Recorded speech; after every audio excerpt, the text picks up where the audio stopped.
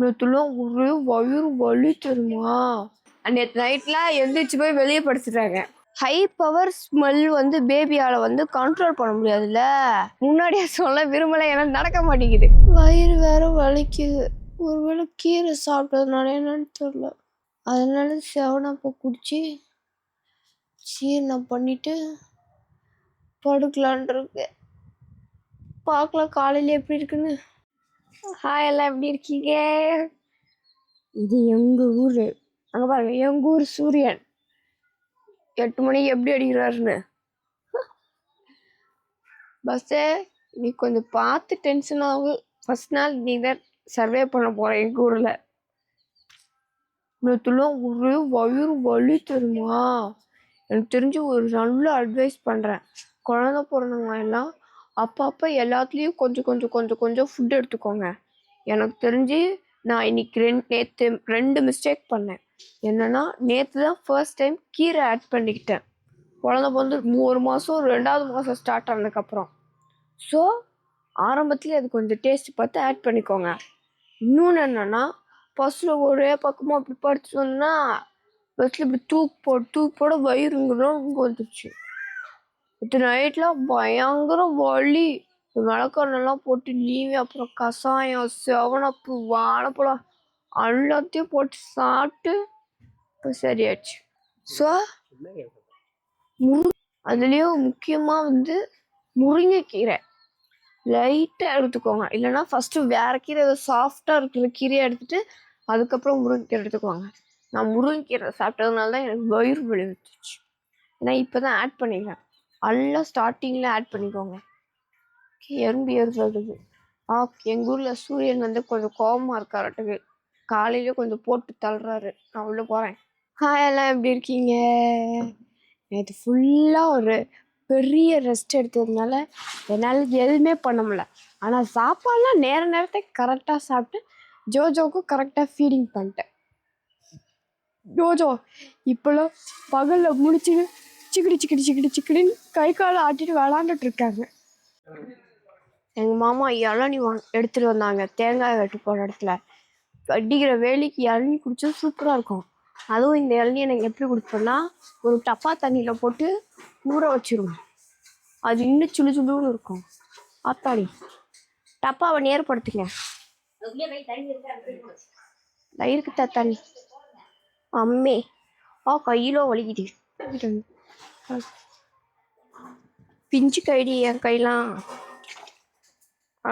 போட்ட ஊற வச்சோம்னா மதியத்துக்குள்ளே கொஞ்சம் சில்லுன்னு ஆகிடும்.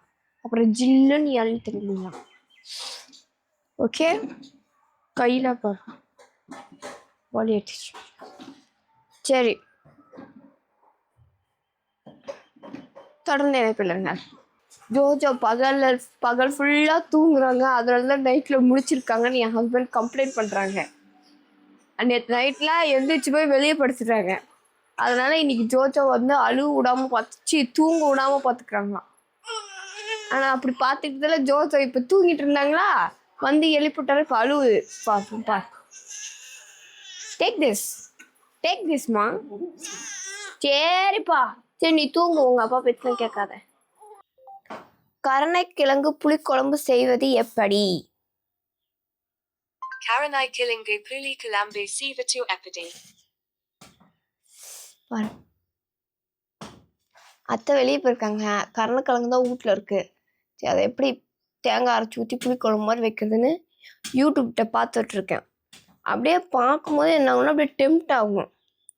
அப்படியே அந்த கறிக்குழம்புலாம் செய்யும் போது அப்படியே யூடியூப்பில் சர்ச் பண்ணும்போது நம்மளும் இப்படி செய்கிறோம்டா அப்படி செய்கிற மாதிரி செய்கிறோம். கருணைக்கிழங்கு காரக்குழம்பு இது கொஞ்சம் பார்க்க நல்லா இருக்கு. சரி, டச் பண்ணி எப்படி செய்யணும்னு பார்த்துட்டு செஞ்சுட்டு எப்படி இருக்குன்னு டேஸ்ட்டு சொல்கிறேன். தொடர்ந்து இணைப்பில் இருந்தால். கருணைக்கிழங்கு புளிக்குழம்பு யூடியூப்பை பார்த்து வைக்கலான்னு தான் சர்ச் பண்ணேன். ஆனால் எங்கள் அம்மா அது மாதிரிலாம் பண்ணாத, நானே பண்ணிக்கிறேன், நீ ஒன்றும் செய்ய வேணான்ட்டாங்க. இது காரணம், இந்த குழம்பு நானே வச்சுக்குவேன், நீ வைக்காத, நாக்கு பிச்சுக்குன்னு சொல்லி எங்கள் அம்மாவே வச்சுட்டாங்க. கருணைக்கிழங்கு சரியாக வைக்கலன்னா நாக்கு பிச்சுக்கலாம். இது சாப்பிட்டு பார்த்தேன். அதனால நானே மீனெல்லாம் கருணைக்கிழங்கு சாப்பிட மாட்டேன். இப்போ எல்லா ஃபுட்டும் சேர்த்துக்கணும்ல, அதுக்கோசரம் ஒரு சாம்பிள் கருணைக்கிழங்கு பார்த்தேன். அது கலர்ஃபுல்லாக இருக்கு. சாப்பிடுங்க. ஈவினிங் டைம் சும்மா வாக்கிங் பண்ணிட்டு கார்டனை விசிட் பண்ணலான்னு வந்தோம். ஏதோ மல்லிகைப்பூ ஒரு கிண்டிக்கிட்டு தேரும் போல, அதான் மல்லிகைப்பூ பறிச்சுட்டு இருக்கேன். எது பூவு எது மொக்குனே வர தெரியலையே. எல்லாம் சின்ன அச்சோ எல்லாம் சின்ன ஏன் நல்லா தேர்ந்து மாட்டேடி, புதருக்குள்ளலாம் இருக்குடி. அடேங்கப்பா, இன்னைக்கு பூ இப்ப தேறிடுச்சு சென்னை போயிட்டு வந்ததுனால. சரி, நான் ஒன்னொன்னா தேடி பூ பறிச்சுட்டு வந்துடுறேன். ஈவினிங் ஆச்சு, இல்லைன்னா இருட்டாயிடும், அப்புறம் கண்ணு தெரியாது வேற. ஏதோ ஒரு கைக்கு கொஞ்சமா மல்லிகைப்பூ தேரிச்சு. ஒரு பக்கம் என் ஹஸ்பண்ட் எடுத்தாங்க பொறுக்குனாங்க, ஒரு பக்கம் நான் பொறுக்குனேன். தேடி தேடி பார்த்ததுல இப்படிதான் தேரிச்சு. ஸோ இவ்வளோ பறிச்சிட்டோம். இது இன்னும் ஒரு 2-3-4 நாளைக்கு வச்சிருந்து அதுக்கப்புறம் நூல்கண்டை போட்டு கட்டிடுவோம். ஓகே. ஆமாம், இன்னொன்று வந்து என்னன்னா, இந்த டெலிவரி ஆனவங்கெல்லாம் மல்லிகைப்பூ வைக்கக்கூடாதுன்னு சொல்லுவாங்க.